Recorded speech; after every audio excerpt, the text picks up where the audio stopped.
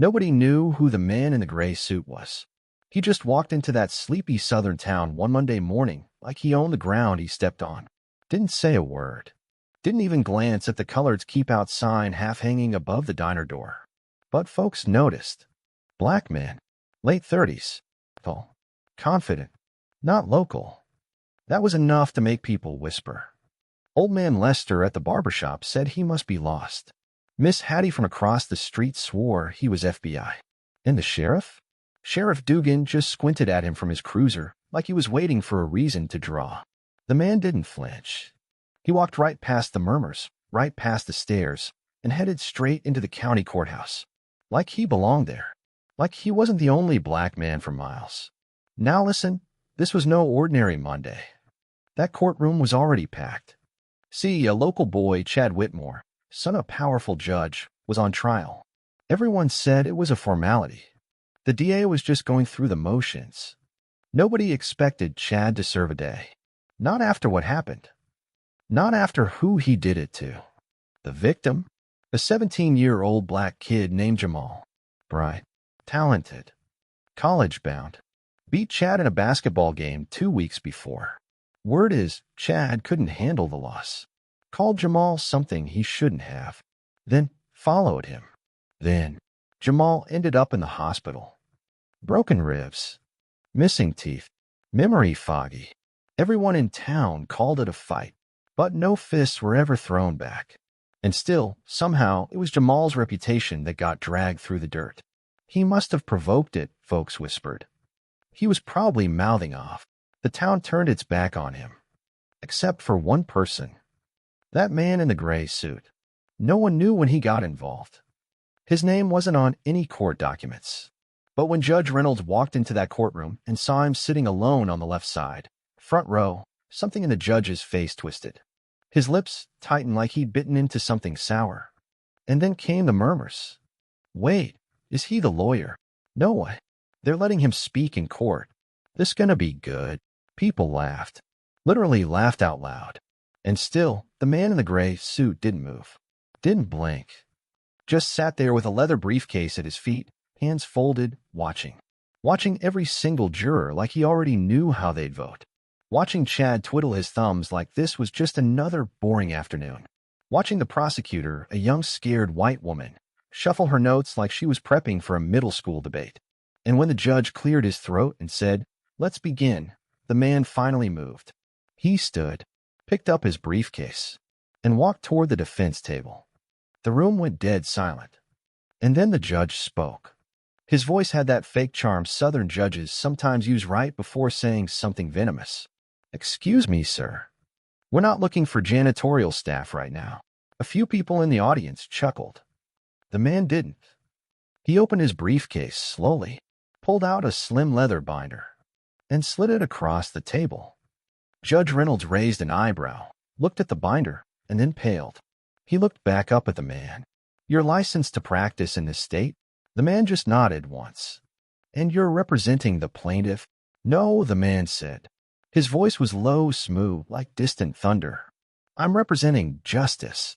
And then he turned toward the jury and smiled. A slow, unsettling smile like he already knew the ending of a story nobody else had even heard yet. The man in the gray suit didn't rush. He placed the binder on the table like it was worth $1 million, then calmly buttoned his jacket and turned toward the jury box. 12 faces stared back at him, mostly white, a few elderly, one man who looked like he'd never missed a single episode of Matlock. The courtroom was hot, the kind of thick heat that sticks to your skin, makes you itch under your collar. But the man looked like he could have been walking a red carpet. Smooth, focused. And then he spoke again, not to the judge, not to the defense, but to the people sitting in the jury box. "Ladies and gentlemen," he began, his voice clear, deep, and calm, "what I'm about to show you will make you question everything you thought you knew about this town, about this court, and about justice." A soft murmur ran through the room. Judge Reynolds immediately banged his gavel. "You will address the court properly, counselor." But the man didn't blink. He leaned down and opened his briefcase again, this time pulling out a plain white envelope. He held it between 2 fingers, slowly walking toward the jury like he was holding a loaded weapon. "This is a copy of the medical report," he said. filed 2 days before this trial was even scheduled.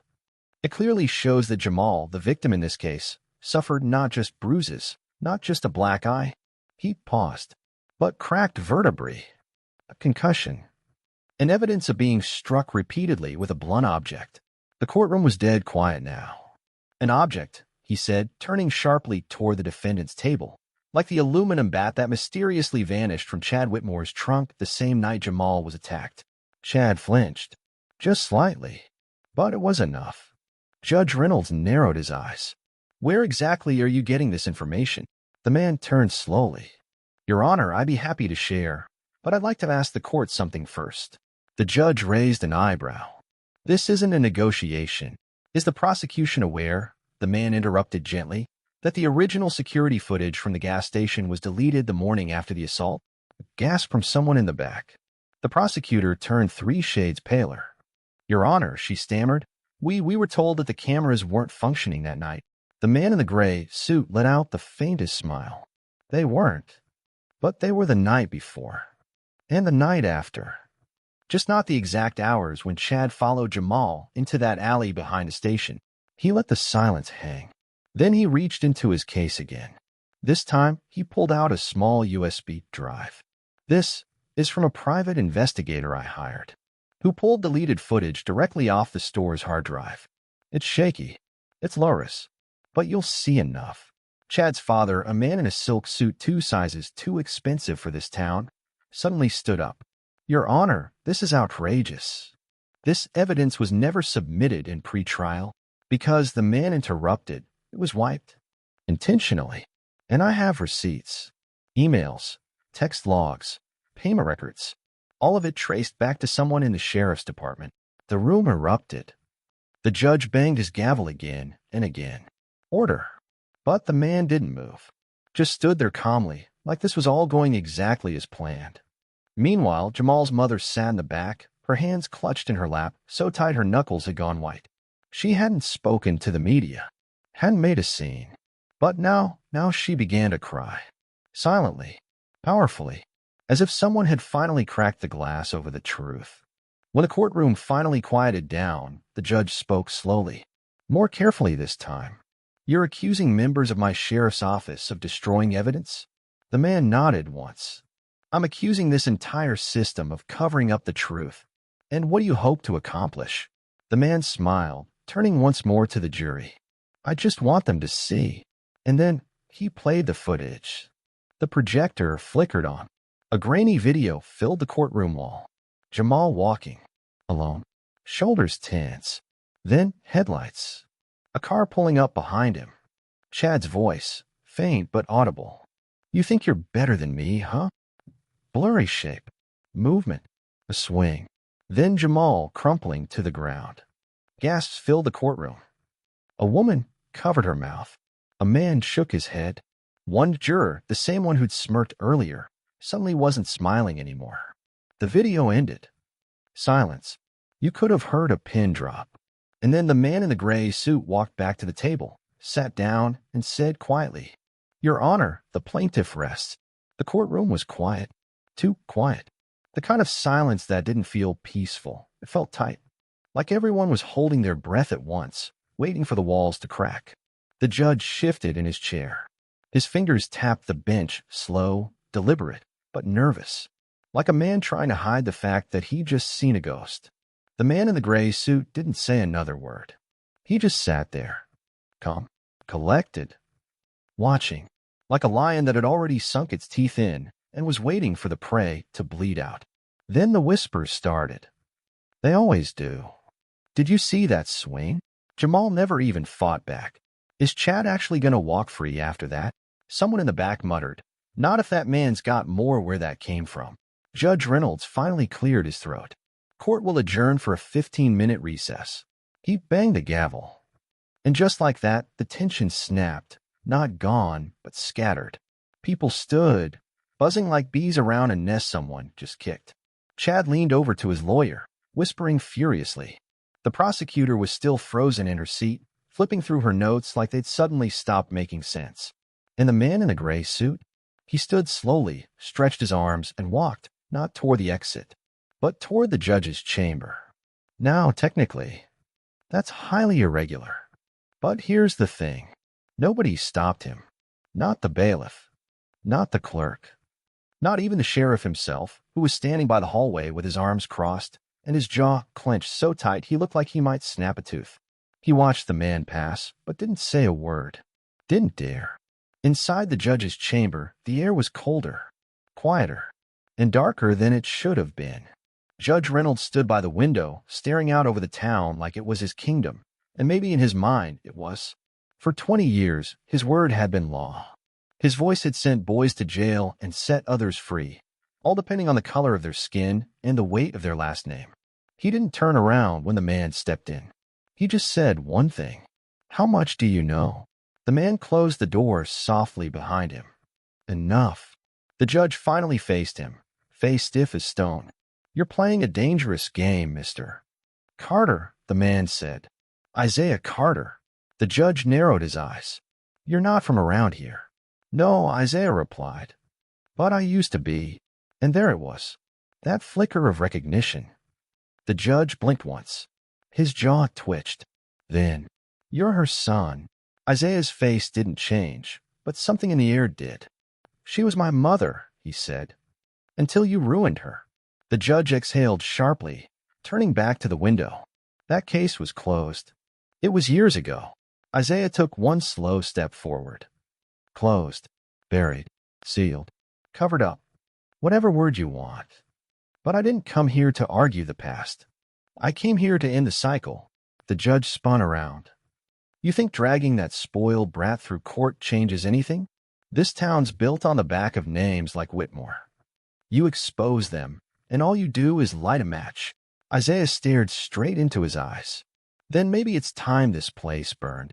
Back in the courtroom, the crowd was getting restless. The jury was whispering. Jamal's mom hadn't stopped praying. And Chad? He looked sick, pale, sweaty, like someone had just told him his future wasn't guaranteed anymore. Then the judge returned, face tight, expression unreadable.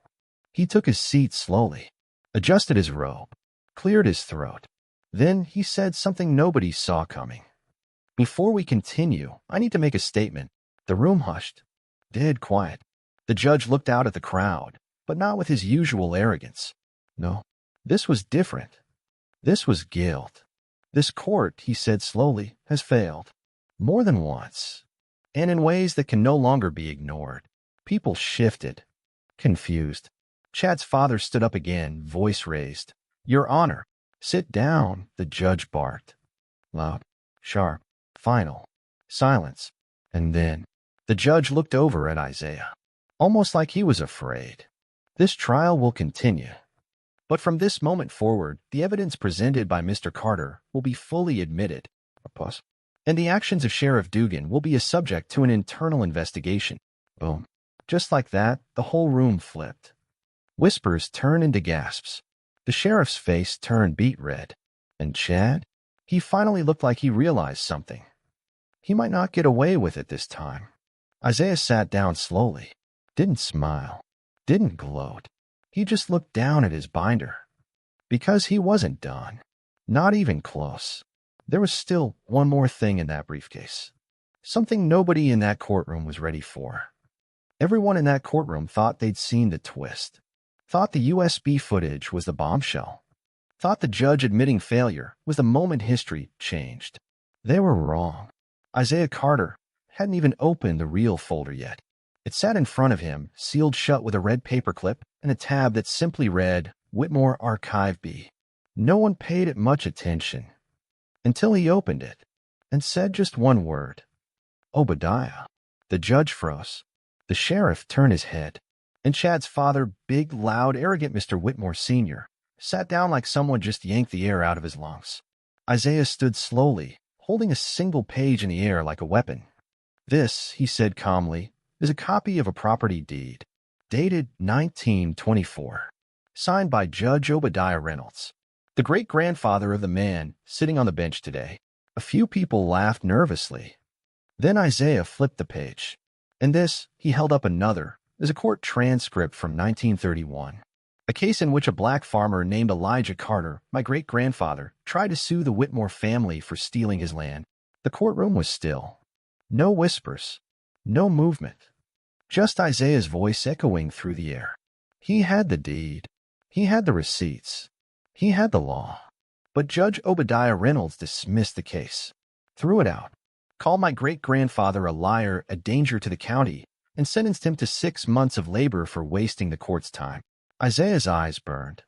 And while he sat in that jail cell, the Whitmores moved into his home. Yes, people leaned forward in their seats, stunned. But Isaiah wasn't finished.